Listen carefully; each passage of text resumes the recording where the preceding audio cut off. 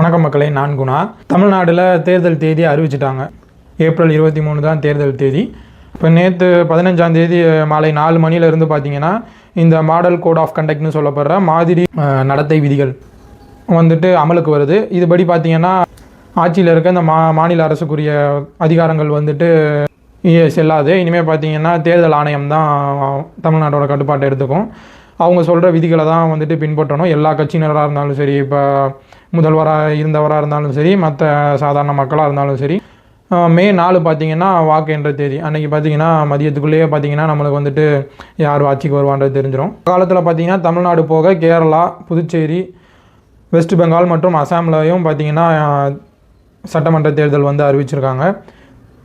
மேற்குவங்கம் மற்றும் அசாமுக்கு பார்த்தீங்கன்னா பல கட்டங்களாக திட்டமிட போகிறாங்களாம். தமிழ்நாடு, புதுச்சேரி, கேரளத்துக்கு பார்த்தீங்கன்னா ஒரே கட்ட தேர்தல் நடக்க போகுது. 4/1 15ஆம் தேதி நேற்று 4/1 பார்த்தீங்கன்னா இந்த மாடல் கோட் ஆஃப் கண்டக்ட் மாதிரி நடத்தை விதிகள் வந்துட்டு அமலுக்கு வருது.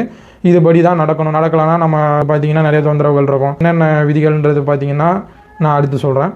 இது அமலுக்கு வந்த பிறகு பார்த்தீங்கன்னா புதுசாக எந்த திட்டத்தையும் பார்த்தீங்கன்னா அறிவிக்கக்கூடாது. பார்த்தீங்கன்னா அடிக்கல் நாட்டுறது, புது திட்டங்கள் அறிவிக்கிறது, அது எதுவும் பண்ணக்கூடாது. ஏற்கனவே முன்னாடி நடந்துகிட்டு இருந்த திட்டங்கள் வந்துட்டு அமலில் தான் இருக்கும். ஆனால் புதுசாக எதுவும் பண்ணக்கூடாது. பணத்தில் பார்த்தீங்கன்னா அரசு விளம்பரம் மாதிரி எதுவும் பண்ணக்கூடாது. அரசு பணத்தில் இப்போ ஆல்ரெடி பார்த்தீங்கன்னா இந்த திட்டம்ட்டு பார்த்தீங்கன்னா நிறையா பார்த்தீங்கன்னா இந்த விளம்பரம் திரையரங்குகளில் தொலைக்காட்சிகளில் வந்திருக்கும். அந்த மாதிரி இதெல்லாம் பண்ணக்கூடாது. இனிமேல் எல்லாம் விட நம்ம மக்களுக்கு தான் இதில் என்னென்ன பண்ணணும் பண்ணக்கூடாதுன்ற தெளிவு வேணும். ஏன்னா அவங்க ஆட்சியில் இருக்கவங்க வந்துட்டு காலங்காலமாக அதை வந்துட்டு தெரிஞ்சு வச்சுக்கிட்டு பின்பற்றிட்டு இருப்பாங்க. அவங்களுக்கு வந்துட்டு ஏன்னா பண்ணி தான் ஆகணும், இல்லாட்டி அவங்களுக்கு ஆட்சி போயிடும், ஜெயிக்கிறது கஷ்டம்.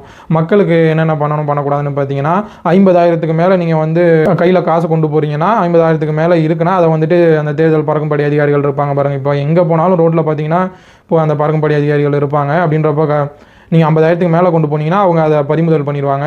தேர்தல் முடிஞ்ச பிறகு நீங்கள் அதை வாங்குறதுக்குள்ளே குதிரை கொம்பாயிரும். அவ்வளோ சிரமம் இருக்கும்னு சொல்லப்படுது. அதனால இப்போ எதாவது கல்யாணம் வச்சுருக்கீங்க, இல்லை ஏதாவது விசேஷம் உங்கள் வீட்டில் இருக்குது, அதுக்கு வந்துட்டு நகை எடுக்கணும், இல்லை அது செலவுக்கு நீங்கள் காசு மண்டபத்துக்கு காசு கொடுக்க போகிறீங்க, அந்த மாதிரி ஏதாவது இருந்தாலும் அதுக்கான ரசீது, அதுக்கான ஆவணங்கள் கையில் வச்சுருக்கணும். நகையோ இல்லை பொருட்களோ பரிசு பொருட்கள் இந்த அதில் ஏதாவது இந்த நம்ம ஊர்லனா இந்த அண்டா, அந்த மாதிரி குடம், அந்த மாதிரி கொடுக்குறது, அந்த மாதிரி வச்சுருப்பாங்க. அதுக்கு நீங்கள் எடுக்க போனாலும் அதுக்கான ஜிஎஸ்டியுடன் உள்ள ரசீது வச்சுருக்கணும். இல்லாட்டி அந்த பொருட்களையுமே பறிமுதல் பண்ணுறதுக்கு அவங்களுக்கு அதிகாரம் இருக்குது.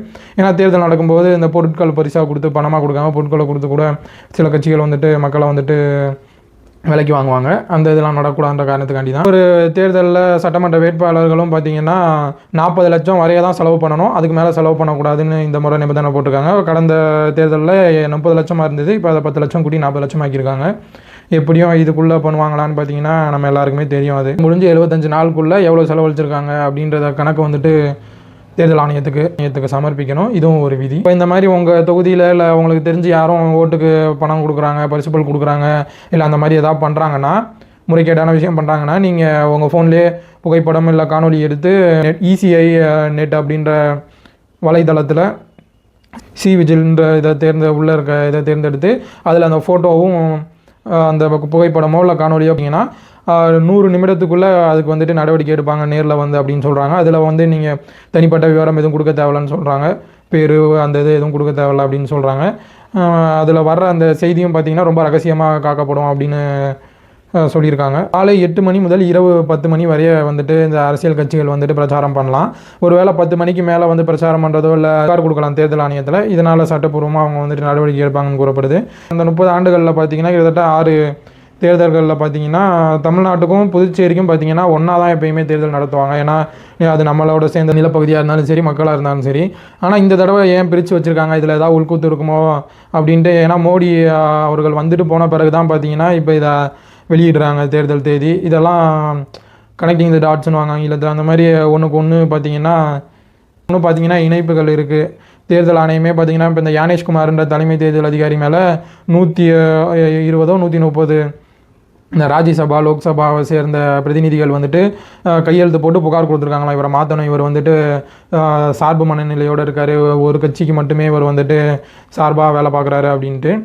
பார்க்கலாம் இன்னும் என்னென்ன நடக்க போகுதுன்னு தெரில. இவர் விஜய் வேறு டெல்லிக்கு போயிட்டு சிரிச்சிட்டே வந்திருக்காரு சிபிஐ அலுவலகத்திலேருந்து. அது பார்த்திங்கன்னா பாஜக அதிமுக கூட்டணியில் வந்துட்டு சேர போகிறாரு, அதுக்கு தான் இந்த வேலை அப்படின்றாங்க. என்ன நடக்குதுன்னு பொறுத்து இருந்து பார்க்கலாம். உங்கள் கருத்துக்கள் என்னன்றதை வந்துட்டு கருத்து பெட்டியில் பதிவிடுங்க. மற்றொரு காணொலியில் சந்திப்போம். நன்றி, வணக்கம், வாழ்க.